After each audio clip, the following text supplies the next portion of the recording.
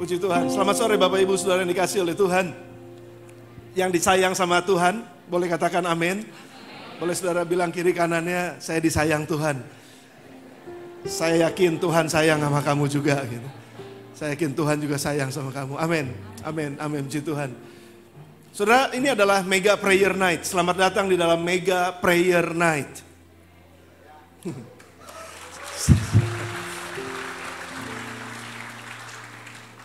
Kita lakukan ini setahun 2 kali. Dan ini merupakan gabungan dari seluruh kegiatan live group yang ada. Dan tentu saja jemaat terbuka untuk umum. Namun saya ingin sampaikan ini buat saudara bahwa apa yang kita lakukan pada sore hari ini di dalam setiap Mega Prayer Night akan berbeda dengan ibadah raya biasa kalau hari Minggu kita ibadah. Oleh sebab itu saya mau saudara membiasakan diri dengan hal ini. Sore ini kita akan banyak berdoa. Sore ini kita juga akan sangat banyak untuk mendoakan. Berdoa dan mendoakan.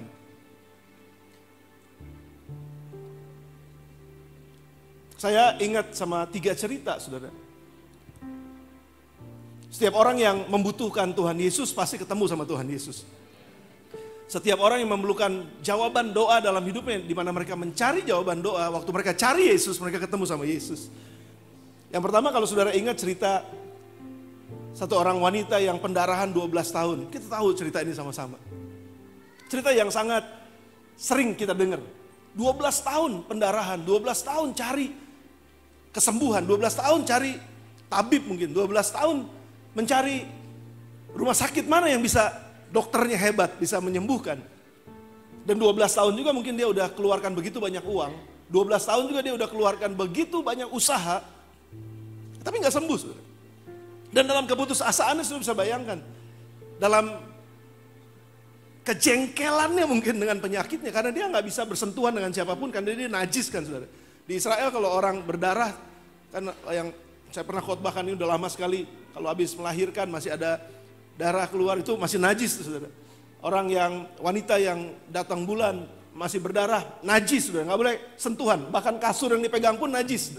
Saudara bisa bayangkan kalau perempuan ini punya suami, dia gak tidur sama istrinya, 12 tahun gak dekat sama istrinya karena najis. Pendarahan terus, lu bisa bayangin gak?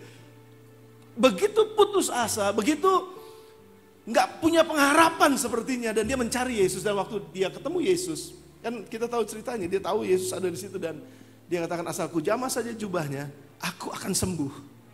Asalku jamah saja jubahnya, aku akan sembuh. Imannya begitu kuat, imannya begitu bangkit. Siap-siap pemuji, jangan kemana-mana dulu. Saya bisa ngelirik dari kiri kanan saya. Jangan kemana-mana dulu karena kita akan nyanyi lagi. Saya belum khotbah. Ini baru mau berdoa. Saudara. Hai Pastor Vic. Sorry, welcome. Jadi asalku jamah saja jubahnya, aku akan sembuh. Dan betul kejadian dia sembuh saudara. Setiap orang yang punya kebutuhan datang sama Yesus. Bukannya diem-diem aja gitu, tapi datang sama Yesus. How desperate are you? Seberapa putus asanya saudara dengan kondisi saudara. Atau mungkin saudara udah katakan udah apatis. Jangan apatis, malam ini ada Tuhan yang akan jawab doa kita. Kalaupun saudara udah cari jawaban doa udah cukup lama, hari ini kita berdoa bersama-sama, Tuhan jawab doa kita hari ini. Tuhan dengar doa kita, Tuhan jawab doa kita hari ini. Jangan putus asa, jangan putus asa. Ini waktunya untuk berdoa. Yang kedua saudara, ada satu orang buta duduk di pinggir jalan. Orang anak sekolah minggu nyanyi ini, ada orang buta duduk di pinggir jalan tiap-tiap hari meminta-minta, kira-kira gitu.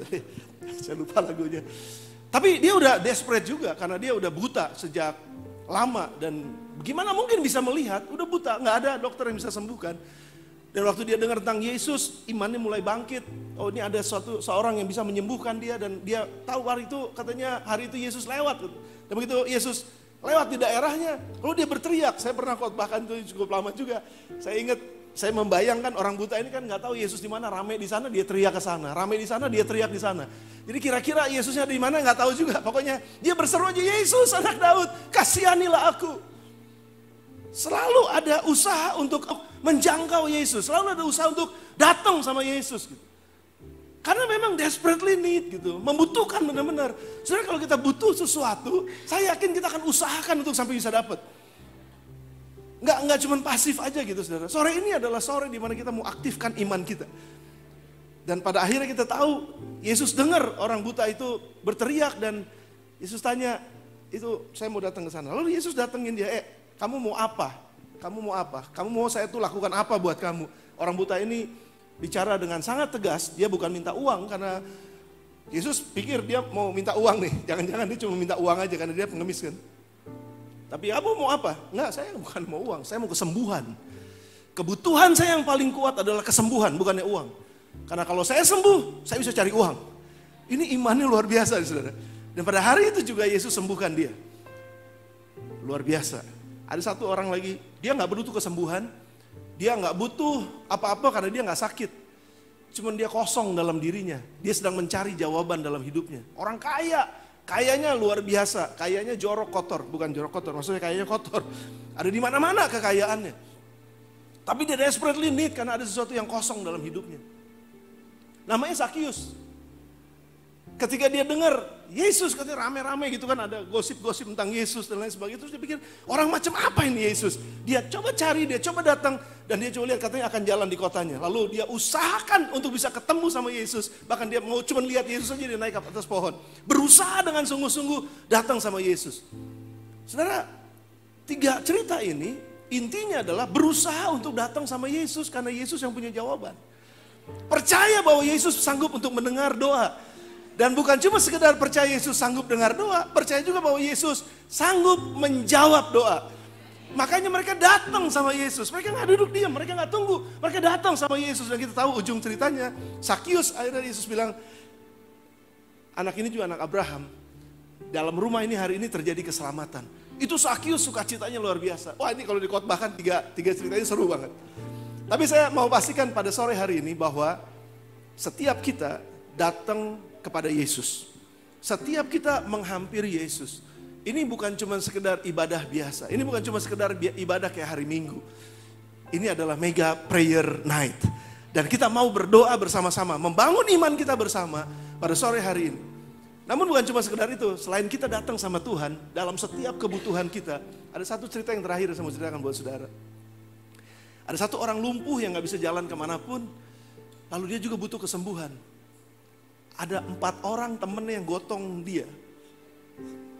Di dipannya digotong untuk sampai kepada Yesus. Tapi karena kerumunan orang begitu banyak, orang lumpuh ini mungkin bilang, udahlah, gak usah susah-susah, repot-repot, udahlah. Tapi 4 orang temennya ini gak mau diem. Mereka bilang, kamu mesti sembuh. Kami akan tolong kamu. Kami akan dukung kamu. 4 orang ini bawa orang lumpuh ini naik ke atas. Sekarang gentengnya, gentengnya dibongkar, lalu diturunin dari atas ke bawah, supaya bisa ketemu sama Yesus. Ada 4 orang teman yang sanggup, yang berani, yang komitmen untuk sama-sama mendukung supaya orang sakit ini sembuh. Saudara, kita butuh orang-orang seperti itu, amin saudara. Dan kita di tempat ini sama-sama, kita mau datang sama Yesus, dan kita juga mau support teman-teman kita yang saat ini sedang ada dalam kebutuhan. Yang saat ini sedang ada, mungkin gak bisa sendirian mereka. Mereka butuh untuk didoakan, mereka butuh untuk datang, dan butuh untuk ditolong, dan butuh untuk didukung. Sore ini kita akan sama-sama lakukan itu. Yes. Yes. Sore ini agak sedikit berbeda. Tim pemuji akan tetap memuji seperti biasa aja. Kita nyanyi seperti biasa ya, saudara gak perlu ngapa-ngapain, saudara gak perlu berdiri, saudara duduk aja di tempat saudara. Namun kalau ada di antara saudara sore ini yang membutuhkan dukungan doa, ada teman-teman yang akan berdoa buat kita semua. Di setiap section tempat duduk saudara sudah ada para pemimpin life group, hamba-hamba Tuhan yang pakai layer merah. Nanti mereka siap untuk membantu saudara kalau saudara ada yang butuh untuk didoakan. Nanti yang pakai lanyard merah, bukan layer, lanyard merah, nanti bisa tetap berdiri aja. Kita menyembah biasa aja, kita nyanyi biasa aja. Saudara gak usah terganggu dengan apapun di kiri kanan saudara yang lagi berdoa kah atau apa, gak usah terganggu, kita doa aja. Kalau saudara gak butuh apa-apa, saudara cuma mau duduk diam, saudara mau menyembah Tuhan, it's okay, feel free.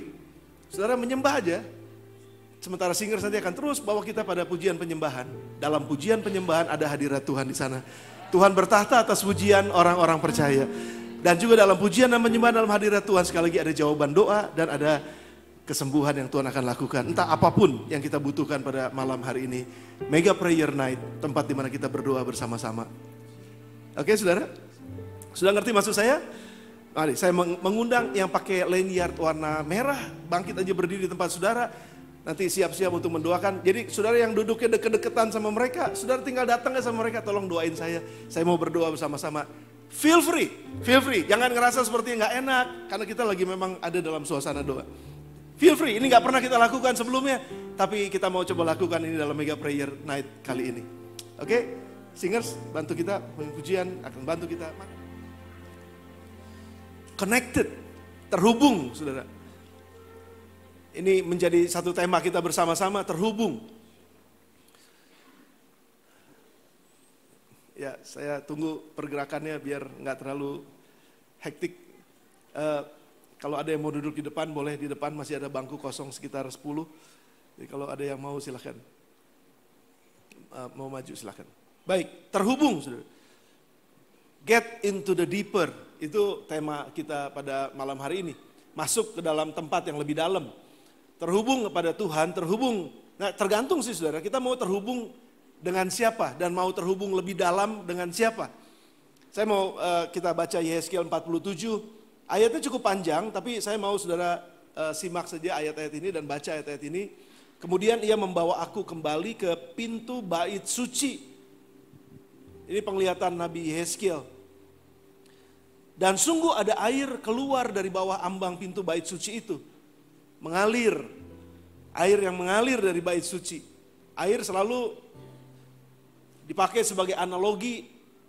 Entah itu kuasa yang besar dari Tuhan, entah itu Roh Kudus, pribadi Allah sendiri yang memberikan kesegaran. Ya, entah itu mungkin pergerakan Allah yang sedang bekerja. Tapi juga bisa bicara pada sore hari ini mengenai kedalaman. Air yang mengalir, yang pada akhirnya ngerendam satu tempat, yang pada akhirnya orang bisa mengalami kedalaman tertentu. Gitu. Sebab bait suci juga menghadap ke timur. Air itu mengalir menuju ke timur dan air itu mengalir dari bawah bagian samping kanan bait suci itu sebelah selatan mezbah. Lalu diiringinya aku keluar melalui pintu gerbang utara dan di bawahnya aku berkeliling dari luar menuju pintu gerbang luar yang menghadap ke timur. Sungguh air itu membual dari sebelah selatan. Sedang orang itu pergi ke arah timur dan memegang tali pengukur di tangannya. Ia mengukur 1000 hasta dan menyuruh aku masuk ke dalam air itu. Maka dalamnya sampai ke pegelangan kaki. Kedalamannya baru di pegelangan kaki. Ia mengukur 1000 hasta lagi dan menyuruh aku masuk. Ini penglihatan nih saudara ya. Menyuruh aku masuk sekali lagi ke dalam air itu. Sekarang sudah sampai ke lutut. Kemudian ia mengukur 1000 hasta lagi dan menyuruh aku ketiga kalinya masuk. Masuk ya saudara, masuk ke dalam air itu. Sekarang sudah sampai di pinggang. Sekali lagi ia mengukur 1000 hasta lagi. Sekarang air itu sudah menjadi sungai. Di mana aku tidak dapat berjalan lagi. Sebab air itu sudah meninggi sehingga orang dapat berenang. Suatu sungai yang tidak dapat diseberangi lagi. Lalu ia berkata kepadaku, sudahkah engkau lihat hai anak manusia? Kemudian ia membawa aku kembali menyusur tepi sungai. Apa yang terjadi saudara? Dalam perjalanan pulang sungguh sepanjang tepi sungai itu ada amat banyak pohon di sebelah sini dan di sebelah sana. Ia berkata kepadaku, sungai ini mengalir menuju wilayah timur dan menuju ke Araba Yordan dan bermuara di Laut Asin. Air yang mengandung banyak garam dan air itu menjadi tawar. Sehingga kemana saja sungai itu mengalir, segala makhluk hidup yang berkeriapan di sana akan hidup. Ikan-ikan akan menjadi sangat banyak. Sebab kemana saja air itu sampai, air laut di situ menjadi tawar. Dan kemana saja sungai itu mengalir, semuanya di sana hidup. Saudara, ini menggambarkan sebetulnya kuasa yang keluar dari bait suci. Roh Allah yang dicurahkan, kalau kita bisa pakai analogi itu, roh Allah yang dicurahkan keluar dari bait Allah. Mengalir, dan itu bukan cuma sekedar mengalir membasahi. Nah saudara, saya mau beritahukan kepada saudara, ayat yang terakhir nanti kita baca ya. Saya mau beritahukan ini kepada saudara. Sebesar apa kapasitas yang kita siapkan untuk Tuhan, sebesar itulah Tuhan memenuhi kapasitas itu. Ya. Kalau saudara bayangkan ini ada segelas air mineral, ya ada segelas, itu kapasitasnya segitu saudara. Segitulah air itu akan dipenuhi. Saudara pikir, kayaknya kurang nih kalau segini, saya mau botol yang lebih gedean dikit. Sudah siapin botol yang gedean, air itu juga bisa memenuhi botol itu. Saudara bilang, kayaknya kekecilan deh botol ini juga, saya mau agak yang sedikit gede, pakai galon deh, pakai galon yang gedean gitu. Air itu juga bisa ngisi itu. Kalau saudara berpikir, galon ini enggak lah, saya mau bikin kolam renang aja yang agak gedean itu 4x4 misalnya. Air itu juga bisa penuhin itu. Kalau saudara pikir, enggak saya mau ruangan yang segini dan saya mau lihat coba airnya bisa penuhi atau enggak. Air itu pun akan memenuhi saudara. Ruangan yang sebesar itu. Maksudnya apa? Tuhan itu enggak terbatas. Kita yang terbatas. Sebesar apa kita mau Tuhan penuhin kita, sebesar itulah Tuhan akan penuhin kita. Sehaus apa kita sama Tuhan, sehaus apa nih, itulah yang akan Tuhan penuhi. Tapi kalau kita bilang, Tuhan I want more, saya mau lebih lagi. Mau sebanyak apa sih? Tuhan sanggup. Tapi itu tergantung dari kapasitas yang kita siapkan buat Tuhan. Nah, apa yang terjadi kalau kita bisa buka kapasitas itu dan kita berjalan lebih dalam lagi sama Tuhan, maka ayat 10, penangkap-penangkap ikan penuh sepanjang tepinya mulai dari En-Gedi sampai ke En-Eglaim. Daerah itu menjadi pejemuran pukat dan dalam sungai itu ada berjenis-jenis ikan, seperti ikan di laut besar, sangat banyak. Tapi rawa-rawanya dan paya-paya tidak menjadi tawar, itu menjadi tempat mengambil garam. Pada kedua tepi sungai itu tumbuh bermacam-macam pohon buah-buahan, daunnya tidak layu, buahnya tidak habis-habis. Tiap bulan ada lagi buahnya yang baru, sebab pohon itu mendapat air dari tempat kudus itu. Buahnya menjadi makanan dan daunnya menjadi obat. Katakan amin saudara. Segala sesuatu yang keluar dari bait Allah, keluar dari roh Tuhan, keluar dari kuasanya Tuhan, percayalah itu akan menyembuhkan dan itu akan mengenyangkan. Itu akan memenuhi kita, itu akan menolong kita, dan itu akan menguatkan kita. Dan kalaupun ada tempat-tempat yang sepertinya nggak mungkin nih ada usaha yang bagus di sini, kalau roh Allah lewat situ, usaha itu akan jadi bagus. Saudara, saya nggak tahu seberapa banyak di antara saudara pada sore hari ini yang sedang bergumul di dalam usaha saudara, sedang bergumul dalam pekerjaan saudara, sedang bergumul dengan kesehatan saudara, sedang bergumul dengan keluarga, sedang bergumul dengan hubungan-hubungan yang ada. Tuhan sanggup mengubahkan apa yang tidak mungkin menjadi mungkin. Tuhan bisa bukakan jalan karena kuasanya itu gak terbatas. Firman Tuhan ya dan amin. Cuma ada dua aja saudara.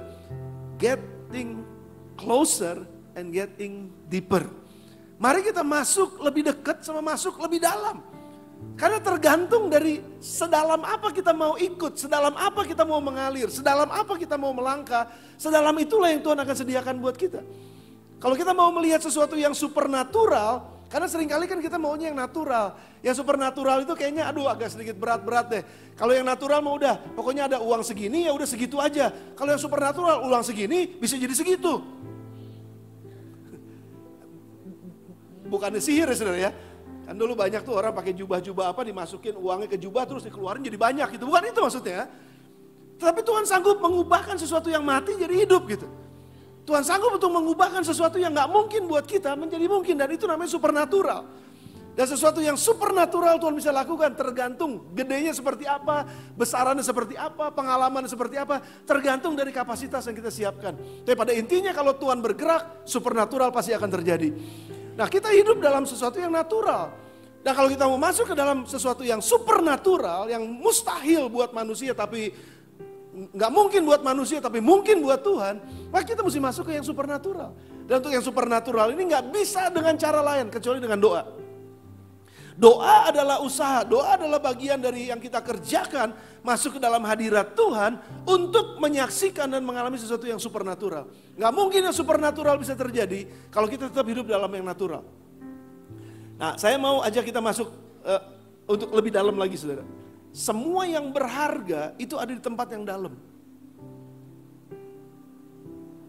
Sekali lagi, semua yang berharga ada di tempat yang dalam. Saudara gak mungkin taruh berlian saudara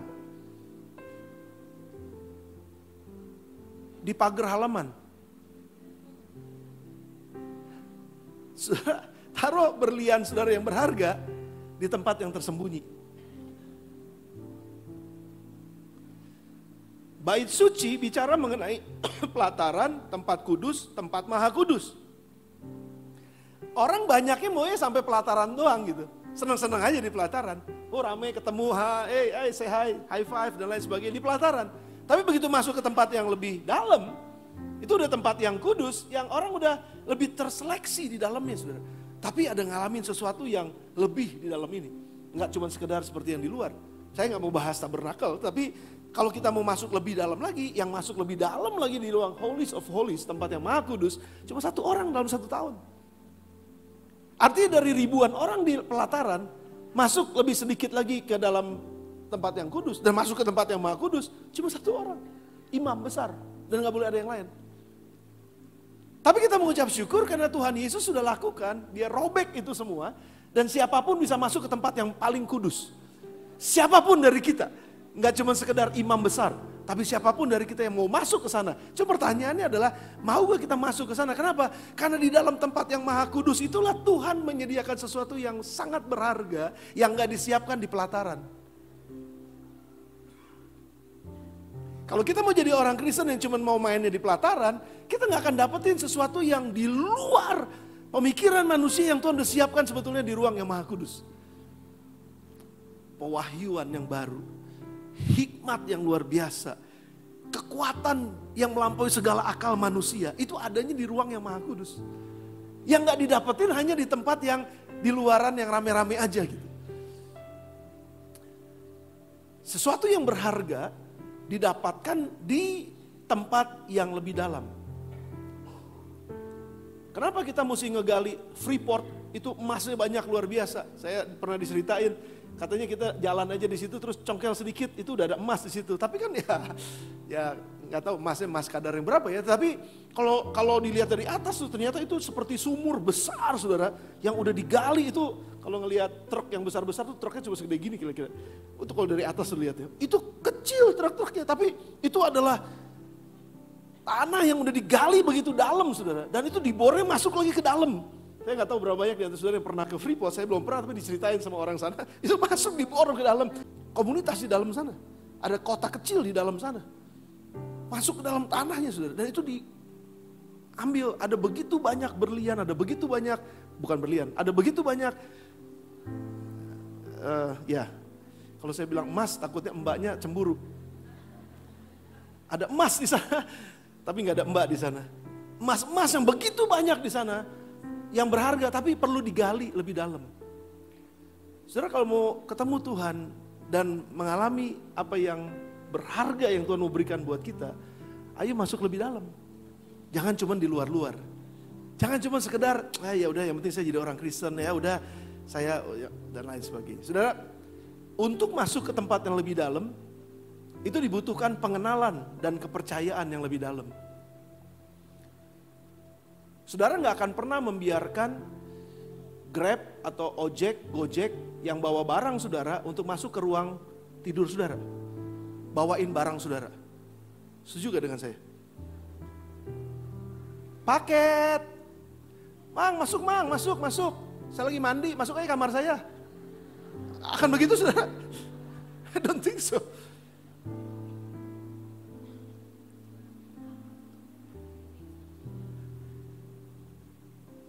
Pak, taruh aja di depan. Gantungin, gak usah masuk. Karena gak kenal, karena gak deket, gak ada hubungan apapun juga kan, betul apa enggak saudara? Kalau kita mau dapatkan sesuatu yang kita harapkan dari Tuhan, yang sangat berharga, gak cuma sekedar ecek-ecek, gak cuma sekedar asal-asal, tapi mendapatkan sesuatu yang berharga dari Tuhan yang kita mau, itu karunia-Nya, hikmat-Nya, wahyuannya, rohnya yang bisa memampukan kita untuk melakukan sesuatu yang supernatural yang ada, yang sangat berharga. Kita gak bisa cuma bermain di halaman. Kita harus masuk ke tempat yang lebih dalam. Dan butuh pengenalan akan Tuhan dan tingkat kepercayaan yang lebih tinggi. Karena tingkat kepercayaan kita kepada Tuhan dan tingkat kepercayaan Tuhan kepada kita, itu sangat menentukan volume dan isi yang kita akan terima. Apa maksudnya? Matius pasal yang ke-6 ayat yang ke-30 bilangnya apa saudara?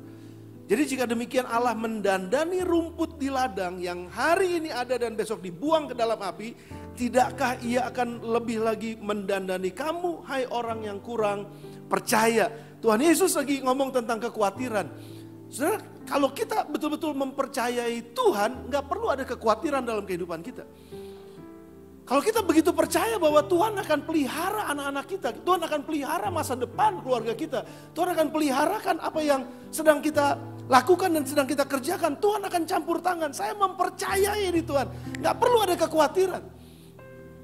Karena tingkat kepercayaan kita kepada Tuhan akan sangat menentukan supernatural yang akan kita hadapi di dalam kehidupan kita. Sesupernatural apa? Saudara, saya mau kalau saya bisa saksikan, ada begitu banyak hal supernatural yang terjadi dalam kehidupan kami, dalam pelayanan kita, dan dalam gereja kita. Dan saya yakin ada begitu banyak hamba-hamba Tuhan di tempat ini, ada begitu banyak jemaat Tuhan, ada begitu banyak pemimpin di tempat ini juga yang ngalamin hal yang supernatural. Yang kalau diceritakan, wow, Arnold tadi sama Levina udah nyatakan, ada satu kesaksian. Dari sekian banyak kesaksian, supernatural yang luar biasa. Kenapa? Karena ngalamin sesuatu dan akhirnya berseru kepada Tuhan. Nggak cuma sekedar di luar, tapi masuk ke dalam lebih mempercayai bahwa Tuhan sanggup untuk menolong. Walaupun secara manusia, kayaknya ini nggak akan pernah mungkin bisa. Tapi kalau Tuhan katakan bisa, tidak ada yang mustahil buat orang yang percaya. Di dalam nama Tuhan Yesus masuk lebih dalam lagi untuk ngalamin Tuhan. Dan pada malam hari ini kita mau sama-sama masuk lebih dalam ngalamin Tuhan. Nggak cuma sekedar mendengar tentang Tuhan, tapi ngalamin Tuhan secara supernatural dalam penyediaan-penyediaannya. Kalau kita percaya betul kepada Tuhan bahwa Dia adalah sumber kehidupan kita, Dia sumber kecukupan kita, Dia membukakan pintu buat semua yang sedang kita kerjakan. Percaya kepada Dia dengan sungguh, tingkat kepercayaan akan menentukan volume dan isi yang kita terima. Dalam nama Tuhan Yesus. Yang kedua saudara, kalau Tuhan percaya kepada kita, nah ini juga hal yang berbeda. Tadi kita percaya kepada Tuhan, tapi kalau Tuhan percaya kepada kita, ada hal yang juga supernatural. Yang kita gak pernah mau usahakan dan kita juga gak pernah bisa usahakan dengan usaha kita sendiri lalu dapatkan hasil yang lebih daripada apa yang kita bisa bayangkan. Tuhan bilang Matius 25, 21 dan 23 hal yang sama. Maka kata Tuhan itu kepadanya, baik sekali perbuatanmu itu hai hambaku yang baik dan setia. Engkau telah setia dalam perkara kecil, aku akan memberikan kepadamu tanggung jawab dalam perkara yang besar. Masuklah dan turutlah dalam kebahagiaan Tuhanmu. Karena engkau setia dan dapat dipercaya dalam perkara yang kecil, aku akan berikan kepadamu tanggung jawab dan perkara yang lebih besar. Kenapa Tuhan mempercayakan promosi? Tuhan mempromosikan orang-orang tertentu. Nggak semua orang dipromosikan. Karena ada banyak orang yang hanya tinggal di pelataran dan hanya mau menikmati semua berkat di pelataran. Tapi begitu masuk ke tempat yang lebih dalam, tempat yang Maha Kudus dan mempercayai Tuhan dan Dia juga bisa mempercayai kita, maka promosi yang lebih besar itu Tuhan sediakan buat mereka yang dapat dipercaya. Nggak cuma sekedar dipercaya di luar, dipercaya di dalam. Yusuf nggak cuma sekedar dipercaya di luar rumah, Yusuf dipercaya di dalam rumah. Dan bukan cuma sekedar dipercaya dalam rumah, dipercaya dalam semua kepemilikan Potifar. Kenapa? Karena dia masuk lebih dalam. Dia bekerja dengan lebih sungguh. Dia berpikir dengan lebih dalam. Dia mengusahakan sesuatu dengan lebih sungguh-sungguh. Nggak cuma sekedar asal-asalan. Saudara, kalau kita mau dipromosi oleh Tuhan, dipromosi oleh siapapun yang ada dalam dunia ini, apalagi oleh Tuhan, masuk lebih dalam. Saudara yang sedang mengusahakan sesuatu, bekerja atau melayani atau apapun juga, jangan cuma sekedar asal tahu, tapi pelajari lebih dalam. Kalau kita bisa pelajari lebih dalam, lebih ngerti, lebih tahu lagi, promosi adalah bagiannya Tuhan untuk diberikan kepada kita yang mau masuk lebih dalam. Berapa banyak saudara yang mau masuk lebih dalam bersama dengan Tuhan? Saudara sudah tersedia berkat yang lebih besar, sudah tersedia sesuatu yang lebih mulia daripada cuma sekedar ada di pelataran. Itu yang pertama saudara. Yang kedua, privacy and intimacy itu ada di tempat yang dalam. Nah, saya agak sedikit aja panjang. Privacy and intimacy itu ada di tempat yang dalam. Gini, tadi saya bilang, kita mau lebih dalam di dalam kedagingan, apa mau lebih dalam di dalam roh. Saya pelajari ini, dan ini menjadi harga yang mahal buat kita, buat saya secara pribadi. Mau lebih dalam di dalam kegiatan-kegiatan kedagingan, apa mau lebih dalam kegiatan-kegiatan roh. Kalau kita mau belajar lebih dalam di dalam roh, hidup di dalam roh, bukan hidup di dalam daging, kita masuk lebih dalam lagi dalam pengalaman-pengalaman bersama dengan Tuhan, membangun hubungan dengan Tuhan, membangun hubungan dengan firman, membangun hubungan dengan kebenaran, bukan membangun hubungan dengan dunia, bukan membangun hubungan dengan semua keinginan-keinginannya, semua kedagingan-kedagingan yang ada dalam dunia. Lebih dalam mana? Mau lebih dalam ke sini apa mau lebih dalam ke sana? Pertanyaannya. Karena ini yang akan mempengaruhi kita. Enggak semua kita kuat, enggak semua kita bisa tetap ada di dalam kehidupan supernatural kita. Bahkan ChatGPT pun bisa menjawab bahwa setan itu nggak akan memperlihatkan dirinya kepada kita untuk takut-takutin kita untuk tinggalkan iman kita, enggak. Apa yang ChatGPT, saya nggak tahu apakah bisa di-setel atau enggak ya. Kalau memang bisa dipasang, kita dengar apa yang ChatGPT bilang. Ini ChatGPT loh saudara, ini ChatGPT. Hey ChatGPT, if you were the devil, how would you keep people as far away from God as possible without them realizing it? If I were the devil and I wanted to keep people as far away from God as possible without them realizing it, I wouldn't do it by outright denial. That's too obvious. Instead, I'd work in subtle distractions, small shifts in focus that seem harmless, but over time create a massive distance. I'd start by corrupting mainstream religion, turning it into a tool for control, hypocrisy, and division. I'd make people obsessed with this life, their ambitions, their desires, their status, not by telling them to abandon faith, but by making them too busy for it. I'd fill their time with constant noise, social media scrolling, endless entertainment, mindless consumption, until silence becomes uncomfortable and self-reflection feels impossible. I'd make instant gratification the ultimate goal. I'd make sin feel like self-expression, like freedom, like something to be proud of. I'd reframe obedience to God as oppression and rebellion as liberation. I'd make them think they're too intelligent to submit, too modern to follow divine guidance. I'd make worship feel like a burden instead of a refuge, and acts of devotion seem outdated. And above all, I'd make sure they never realize what's happening. Because the greatest trick isn't to make them reject God, but to make them forget Him. Saya nggak tahu apa saudara di belakang bisa ngelihat teksnya ya, karena terlalu kecil mungkin. Tapi ini si orang ini lagi tanya sama ChatGPT, apa yang akan dilakukan setan gitu untuk membuat orang jauh dari Tuhan. Tadi kita udah lihat ya, salah satunya adalah scrolling HP yang terus menerus gitu. Terus ada lagi hal-hal yang membuat kayaknya dosa itu udah bukan jadi dosa gitu. Dosa itu ya menjadi hal yang biasa aja gitu, nggak usah di ngomong-ngomongin lah. Terus dosa itu juga bisa menjadi seperti katanya, contoh misalnya nih, sesuatu yang pencapaian gitu, bahwa saya nih sudah mencapai sesuatu, padahal itu kesombongan.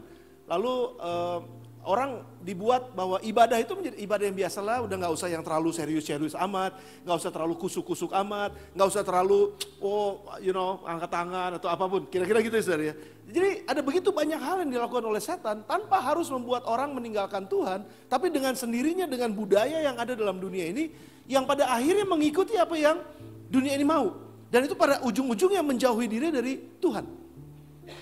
Saya ambil contoh satu saudara, saya belajar ini benar-benar hard way. Saya alamin kesibukan, kelelahan, sometimes, kadang-kadang rasa seperti jenuh, rasa seperti capek, tetapi ini dalam pelayanan Tuhan. Melayani Tuhan dan sungguh-sungguh mau melayani Tuhan. Dan sungguh-sungguh mengerjakannya buat Tuhan. Dan saya pikir itu adalah pencapaian. Ada satu saat, kesaksian saudara. Saya merasa bahwa it's okay kalau saya cari healing. Berapa banyak di antara kita setelah melakukan sesuatu maunya healing kan? Oh sini enggak sih ya. Ini kayaknya santai-santai aja semua ya. Enggak usah healing enggak apa-apa. Tapi betul saudara, saya mengalami bahwa saya perlu mencari sesuatu yang bisa menyegarkan roh saya. Sesuatu yang bisa menolong saya supaya bisa revive lagi. Tapi saudara perhatikan baik-baik. Kalau kita terbiasa untuk lebih dalam kepada hal-hal yang daging, maka healing kita pasti akan nyari untuk mengenyangkan daging. Sudah bersama dengan saya? Otomatis pilihan kita untuk menyegarkan kelelahan kita, untuk menyegarkan kejenuhan kita, untuk menyegarkan sesuatu yang kita anggap bahwa Tuhan saya perlu untuk kekuatan yang baru untuk go on gitu, untuk melanjutkan pekerjaan ini, untuk melanjutkan kehidupan ini, untuk melanjutkan pelayanan ini. Tetapi kalau kita terbiasa lebih dalam, karena apa? Karena satu saat kita melakukan sesuatu yang kedagingan, let's say kedagingan, maka nurani kita akan bilang, ya maklum lah, it's okay lah. Kan kamu juga perlu layak dapat itu gitu, nggak apa-apa gitu. Self achievement gitu ya, gitu ya. Kamu layak untuk bisa dihargai sama orang, kamu layak ditepokin sama orang, kamu layak, ya udah it's okay, berarti saya bisa terima semua. Akhirnya lama-lama saudara, kompromi dan keinginan-keinginan daging ini semakin lama semakin jauh, semakin dalam. Dan kalau ini semakin dalam, hati nuraninya udah mati. Kalau hatinya nuraninya mati, lalu mulai berpikir bahwa Tuhan, saya mau sesuatu yang bisa menguatkan saya, itu larinya ke arah kedagingan. Dan itu yang membuat kita gak sadar pada akhirnya, loh kenapa saya jadi jauh dari Tuhan? Loh kenapa saya udah gak bisa lagi dengar suara Tuhan? Loh kenapa saya gak bisa lagi peka terhadap Tuhan? Waktu coba ngedoain orang, kenapa ngedoain orang kok gak ada emosi apapun, gak ada perasaan apapun, gak ada pemikiran apapun, gak ada pewahyuan apapun. Lama-lama jadi makin jauh. Karena apa? Karena kita terlalu banyak masuk ke dalam sesuatu hal yang bukan yang rohani tapi hal yang kedagingan yang pada akhirnya kita bilang it's okay gitu, nggak masalah. Hati nuraninya mati. Hati-hati kalau hati nurani sudah mati, saudara. Kalau hati nurani kita mati, pilihan kita itu bukan lagi mendekat kepada Tuhan, pilihan kita justru semakin menjauh dari Tuhan. Saya akan khotbah ini besok, ibadah 1, 2, 3, lebih dalam lagi mengenai hati. Namun saya juga mengerti, saudara, ketika kita membiasakan diri untuk membangun hidup di dalam keinginan-keinginan roh. Bukan lagi mengikuti apa yang menjadi keinginan daging. Nurani kita semakin diperkuat. Kepekaan kita, sensitivitas kita semakin diperkuat. Kepekaan untuk bisa ngerti bahwa ini salah, ini benar. Ini boleh, ini enggak. Itu semakin kuat ke sini, sudah. Sehingga ketika kita dalam kondisi yang lemah, ketika kita dalam kondisi yang sepertinya seolah-olah kita membutuhkan sesuatu yang Tuhan saya butuh disegarkan, larinya nggak ke sana, larinya ke sini. Dan kalau kita lari ke sini, ada kekuatan baru yang Tuhan akan berikan buat kita. Lebih dalam lagi, makanya 2 Petrus pasal yang pertama ayat yang ketiga sampai yang keempat, boleh coba ditayangin. 2 Petrus pasal yang pertama, sedikit aja saudara. 1 ayat yang ketiga dan keempat. Karena kuasa ilahinya, saya nggak tahu saudara di belakang kelihatan atau nggak, saya baru sadar bahwa ini terlalu kecil buat saudara rupanya.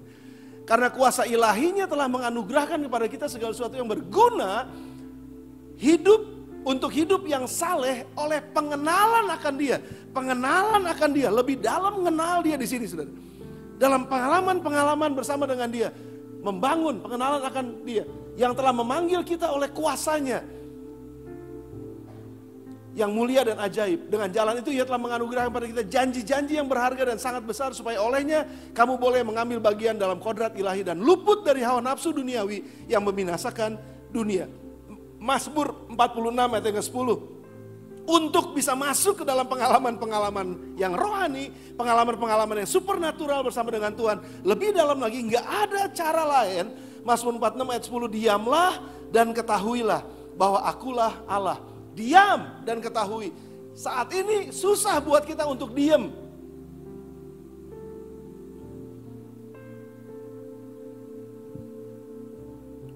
Pastor, tinggal 10 menit. Buruan. Dalam ibadah-ibadah kita selalu ngelihat jam. Wah, kayaknya ini udah lewat nih. Susah ngerti maksud saya? Karena kesibukan dunia menarik kita jauh dari untuk bersabar menantikan Tuhan. Padahal pada saat kita menantikan Tuhan, apa yang terjadi? Yesaya 30 ayat 15. Sebab beginilah firman Tuhan Allah yang Maha Kudus, Allah Israel. Dengan bertobat dan tinggal diam, kamu akan diselamatkan. Dalam tinggal tenang dan percaya terletak kekuatanmu, tapi kamu enggan. Yesaya 40 ayat 31, cepat aja dibukain. Yesaya 40 ayat yang ke-31. Tetapi orang-orang yang menanti-nantikan Tuhan, nungguin Tuhan. Nunggu itu gak enak, nunggu itu lama, butuh diem. Dan untuk diem ini, kita sekarang dunia kita ini udah gak, pokoknya gimana caranya supaya saya bisa dapetin sesuatu yang instan membuat saya senang, mendapat sesuatu yang instan membuat saya secure, mendapatkan sesuatu yang, saya nggak usah diam-diam, nggak usah nungguin Tuhan, ketiduran kalau nungguin Tuhan. Karena kalau lagi berdiam diri itu suka tidur gitu. Enggak, ini saya bisa main ke sana, kita ngelihat ke sana, kita pokoknya mendapatkan sesuatu supaya jiwa saya tenang gitu. Padahal bukan menantikan Tuhan. Tapi orang-orang yang menantikan Tuhan justru mendapat kekuatan baru. Mereka seumpama raja wali yang naik terbang dengan kekuatan sayapnya. Mereka berlari dan tidak menjadi lesu. Mereka berjalan dan tidak menjadi lelah. Nah, iblis ngerti ini, saudara. Iblis ngerti ini. Dan dalam setiap kelelahan, kesibukan yang diakibatkan oleh pikiran-pikiran yang begitu banyak, terkuras, energi kesedot saudara, akibatnya kemampuan dan kekuatan untuk bertahan itu menjadi menurun. Kalau kita biasakan hidup kita mengikuti keinginan daging, maka pilihan-pilihan kita untuk healing, pilihan-pilihan kita untuk disegarkan, untuk dipuaskan, untuk dapat kekuatan baru, itu larinya ke keinginan daging. Dan ujung-ujungnya kita semakin jauh dari kehendak Tuhan. Tapi kalau sebaliknya, begitu kita dalam kondisi, kita semua dalam kondisi yang lelah, kita semua mungkin dalam kondisi yang capek, begitu banyak tekanan-tekanan, begitu banyak hal yang membuat kita kayaknya, Tuhan saya mau lepas dari ini kayaknya, Tuhan udah terlalu capek dari sini. Waktu kamu menantikan Tuhan, ada kekuatan baru di sana. Waktu kamu berdiam diri di sana, Tuhan menyatakan sesuatu yang di luar pemikiranmu, dia segarkan jiwa kamu. Kemana kita mau lari sekarang? Kemana kita mau lebih dalam? Ke arah Tuhan, apa ke arah dunia?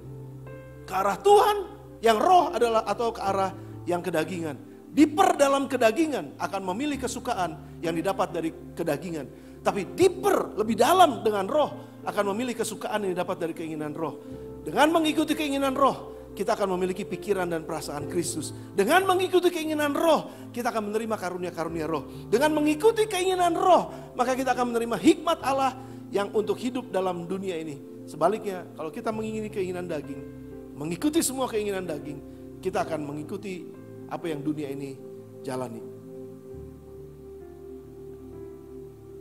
Kedalaman hubungan kita dengan Tuhan mengakibatkan kepercayaan dan keintiman yang membuahkan kesembuhan, kesejahteraan, kebahagiaan, kemakmuran, ketenangan, dan semua yang baik dalam hidup. Pemimpin pujian, singers mari masuk. Sama-sama kita akan nyembah Tuhan sebentar lagi, dan kita akan berdoa lebih dalam. Yeskel pasal 47 ayat yang ke-9, saya ulangi ini saudara. Sehingga kemana saja sungai itu mengalir, segala makhluk hidup yang berkeriapan di sana akan hidup. Ikan-ikan akan menjadi sangat banyak. Lihat saudara, akan ada kehidupan. Sebab kemana air itu sampai, air laut di situ menjadi tawar. Dan kemana saja sungai itu mengalir, semuanya di sana hidup. Doa kita sama-sama, supaya kita menjadi orang-orang yang hidup. Dan untuk hidup, kita perlu masuk lebih dalam, ke dalam arahnya Tuhan. Maka penangkap-penangkap ikan penuh sepanjang tepinya, mulai dari En-Gedi sampai En-Eklaim. Daerah itu, sungai itu ada jenis-jenis ikan, seperti ikan-ikan di laut besar sangat banyak. Tetapi rawa-rawanya dan paya-payanya tidak menjadi tawar, itu menjadi tempat mengambil garam. Pada kedua tepi sungai itu tumbuh bermacam-macam pohon buah-buahan, yang daunnya tidak layu dan buahnya tidak habis-habis. Doa kita adalah, Tuhan pakai kami, pakai hidup kami untuk bisa berbuah tidak habis-habis dalam nama Tuhan Yesus. Tiap bulan ada lagi buahnya yang baru. Bulanan selalu lancar. Sebab pohon-pohon itu mendapat air dari tempat kudus itu. Buahnya menjadi makanan, daunnya menjadi obat. Hidup kita akan menjadi berkat buat orang, akan membawa kesembuhan buat banyak orang. Kalau kita ada masuk lebih dalam, terkoneksi dengan Tuhan. Mari nyanyikan satu pujian, nanti Ucup akan pimpin kita dalam pujian selanjutnya. Kita akan lanjutkan berdoa sebentar. Amin.